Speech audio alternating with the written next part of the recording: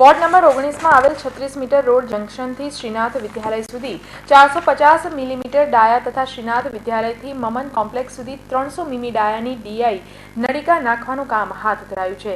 આજરોજ વડોદરા મહાનગરના સ્થાયી અધ્યક્ષ ડોક્ટર હિતેન્દ્ર પટેલ, વિપક્ષ નેતા ચંદ્રકાંત ભત્તુ, કાઉન્સિલર રાકેશ પટેલ, સરસ્વતી દેસાઈની હાજરીમાં આ કામનું ખાતમુહૂર્ત કરવામાં આવ્યું હતું।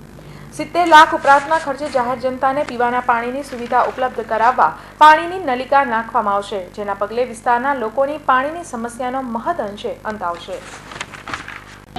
પાણી પુરવઠા પ્રોજેક્ટની અંદરથી આશરે 1580 મીટર લાંબી લાઈન નાખીને આ વિસ્તારની અંદર જે પ્રેશરનો પ્રોબ્લેમ હશે તે સોલ્વ કરવાનો પ્રયત્ન કર્યો છે અને આજે જે આશરે 70 લાખના ખર્ચે પાણીની લાઈનનું આજે ખાતમુહૂર્ત કર્યું છે અને આ કામગીરી પૂર્ણ થતાં આ વિસ્તારની અંદર જે પાણીના પ્રેશરનો પ્રોબ્લેમ છે એ સોલ્વ થશે। સવાલ એ છે કે લોકોના નાગરિકોની સુવિધા માટે ગમે તેટલા પૈસાની જરૂર પડે અને પાણી ના મળતું હોય તો અમારા ત્રણેય સાથીદારો, આ વિસ્તારના ત્રણેય કાઉન્સિલર, હું વિરોધ પક્ષના નેતા તરીકે નહીં પણ એક સાથી સદસ્ય તરીકે મારી ફરજ બને છે કે મારા સાથી સદસ્યોને મારે સપોર્ટ કરવો।